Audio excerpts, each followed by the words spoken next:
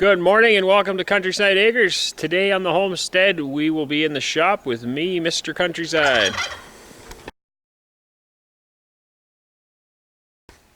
One of the main reasons we bought this property was actually because of the shop. It's 40 by 60, has 18-foot ceilings on the one side, 28-foot ceilings on that side. Anyway, so we have a lot of projects in mind. We work on a lot of stuff, and one thing on owning a homestead as well.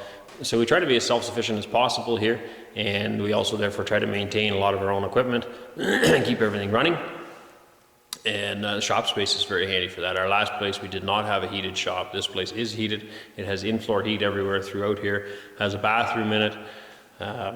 Just a very comfortable place to work, especially in the winter time here. It gets quite cold sometimes, so we can just pull our vehicles in or pull our tractors in, whatever we're working on, and get that done. I also grind feed here inside the shop for now. It makes it kind of dusty, but right now that's the best scenario.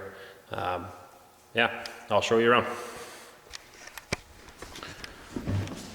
So pardon the mess, there's projects, unfinished stuff everywhere. Here we put these skids up just to get rid of our massive shovels and rakes and hose and other little implements. We've got some laneway stakes and things in there. Just a convenient place to put that. We've still got some of our bedroom furniture here. When we moved in initially, we had to transport back up to the door, and we just unloaded everything in the shop. And so some things have never left. There's still a crib sitting back there that we should probably put together sometime. I've got an old vacuum pump from when we had the dairy farm. We took that along for milking, but we've actually found that milking by hand really isn't that much of a chore, and we do it that way instead. These are radiators for outdoor wood stove that we picked up pretty cheap, and the fan. My welder for doing a lot of welding projects. Really like that unit. This here cabinet is actually, we found that in our old farm. You can't get a real good shot of it there, but it's quite old, and we'd like to restore that. It was just up in the junk pile on the old farm. So we took that with, solid wood, a nice restoration project. These two pieces here, I wish I had footage of what they used to look like. They were both very, very rusty. This one here is a weigh scale. You can run the animals in for goats and sheep. Door opens up, critter can go in there, and you actually hang a scale off here in the middle. We use that a lot for weighing animals. This one I picked up, it's a hoof trimming chute. It actually flips on its side. It needs some more work. The tires are no good. Before we left Ontario, we sent these both out to get them sandblasted and painted so they would last a lot longer. We had hopes of getting into sheep here. Hasn't happened yet, but we very well might yet. We've got a nice workbench, a couple of old wood stoves we took along. This one and this one. And this is just an old sled we kept, some feeding equipment. A pile of things we really badly need to organize in the shop here. Wood pile, we're renovating the basement. This is all scraps of wood here. We've been running through table saw and the miter saw, cleaning up. Sawhorses, tool chest, some nice stairs going up. We hang our trimmers and stuff up there. And it is all plumbed actually. There's lines all the way through the shop for an air compressor to sit in the back corner, where they run all the way through, and then they have outlets in various spots for air, which is very, very handy. Again, we haven't hooked that up yet. I did put my air line up here. I'm hoping to hook it up. That one's a retractable one. We really like. Very handy. You don't have things laying all over the floor.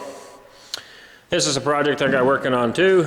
It's for bale wagon. I've got a couple of wagon frames I picked up here real cheap, but the front axles were no good, and yeah, I could pay $250 for them, which each tire is worth more than that on the wagon. So this is a Horst front axle, very good company out of Southern Ontario that builds these, and I just bought the front axle on Wagon Tongue, and that'll be a project I hope to work on this winter, and making a bale wagon out of that.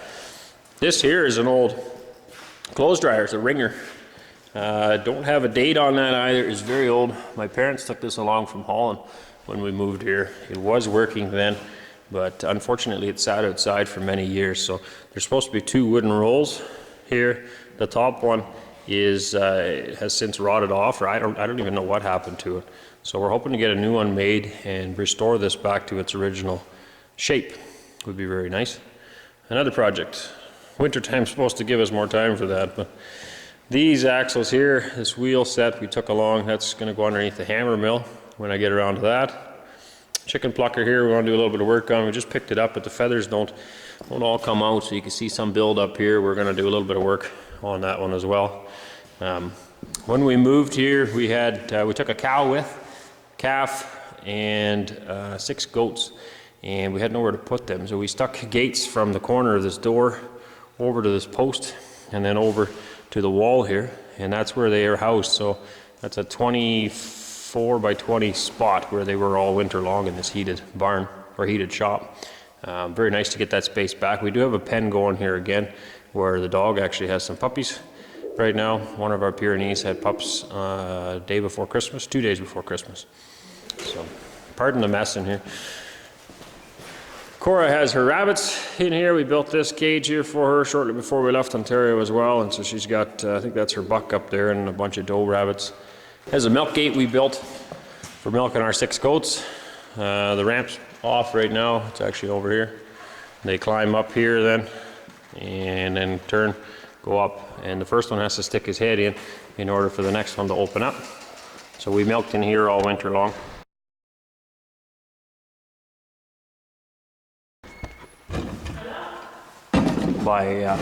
That one opens up and the next one does, and so forth. Same thing when they leave. And we feed them grain on the far end of it.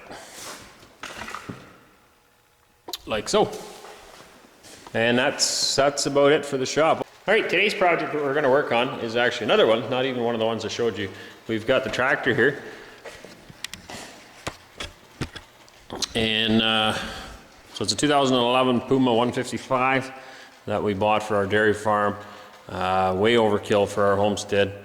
We took it along here hoping to maybe do some custom farming with it, some baling or cutting. We use it here all the time for our farm stuff, but it's 160, 170 horse, just a lot more than we need here. So we're planning on restoring it, getting things looking nice again, and then we're hoping to sell it. One of the things we're working on is faded plastics. I don't know if you can see up here how faded this is versus this. And I was looking on the internet for different ways to fix that, to bring the original color back, and not finding a whole lot of ideas on there. One thing we had tried, I actually had to do some hydraulic work underneath here, and some hydraulic oil had spilt on this cover for the battery box, and we rubbed it all out just to get it to go away, and it really brought the color back. So I've left that's been there for like 3 weeks. There's no oily residue to it at all. It brought the color back and it worked, and I actually tried this little piece here on this fender as well, and it restored that color back. Again, there's no residue, there's nothing on my fingers, it just kind of went into the plastics and it rejuvenated that color. So we're going to go ahead and do the rest of this fender as well as the other side, and there's a few other plastic parts just to restore that today. So we're just wiping the dust off first before we put the oil on, so on this point smear duster on.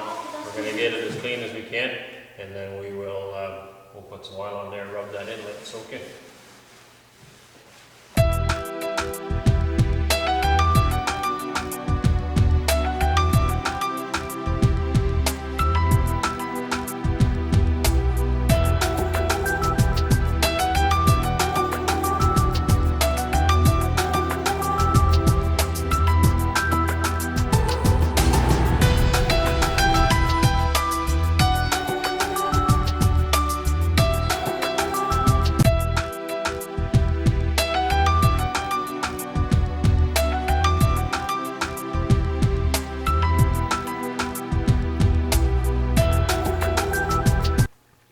Okay, so now we've gone ahead and wiped down, just took the dust off the fenders. You can kind of see there, that's just what it looks like. It's just faded over time of sitting in the sun. It gets faded like that, and yeah, it doesn't look very attractive at all. So we're hoping to restore that back to its original colors. So this fender also, I'll show you that. We also cleaned that one up, just taking the dust off. And again, try to get you close so you can see how faded it is. It's just the sun taking the color out of the plastics, and it goes kind of dull. Right on this side, you can see the hood. That's the color it should be, nice and red. Yeah, anyway, we're gonna go ahead and get started.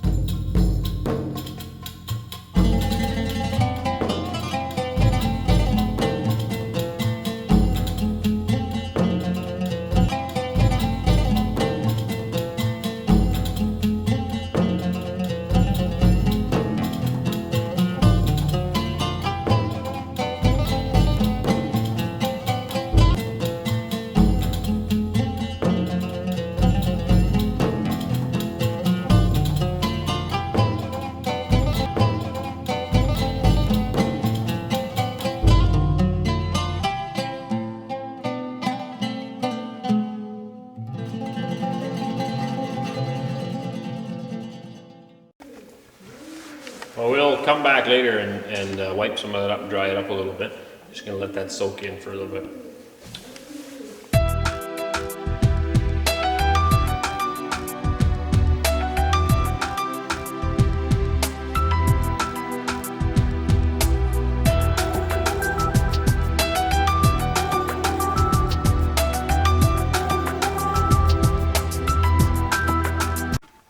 All right, we're back again. We went all the way around the tractor, and we did a bunch of different places. So I've got this fender on this side done, all the way around. There's one bracket on the back window. Let me turn this around. One bracket on the back window here that we did. We've got this fender all done. I did both of those lights. They were both quite faded as well. And this bracket, but this one was still black. That one there was really bad. We've gone and done this fender as well, and the black piece underneath here. This box here was terrible. I took a picture of it. I'll put that up, but it was really bad. So it's done, and I don't think all the color is going to come back on it. And then this trim going up around the front here divides the hood from the cab. It's a black trim. It was very faded as well. So we're going to go ahead and wipe off the oil that we put on there now, and then we'll show you that.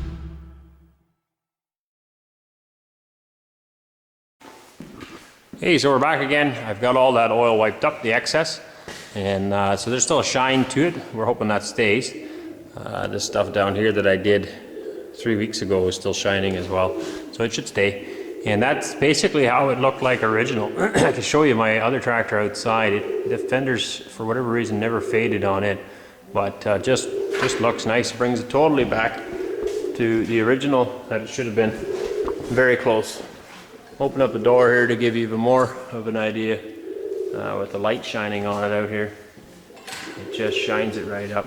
This is my other tractor here. It's covered in snow, but the fenders never faded on this one, and you can see that same shine, the nice color on that one. For whatever reason, the hood on that one, or not the hood, the top of the cab here faded really bad, but the fenders just are looking beautiful still. And this one is the opposite. The up top actually doesn't look too bad, and the fenders were horrible. So, restored it back to original.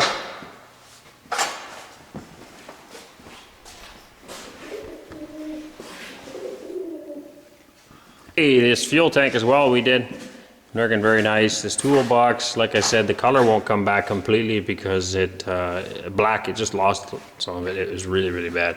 But it's got much nicer shine and definitely a better color than it did. And this trim around here that I showed you before was very gray, and it as well, it brought it right back again. So just makes it look a lot nicer and a lot newer. Very happy with that. Now, if you find these videos helpful in any way, if you found this one helpful at all, please subscribe and like the video and share it with anyone else you find it useful to. The same thing, I can't see why it wouldn't work on a lot of vehicles and other things that have plastic parts to them to restore that, the original colors and the like to them. So have any comments, put them down below, down here, and otherwise subscribe either in that corner or this corner, whichever one it works out. And yeah, we'll see you again the next time. Thank you.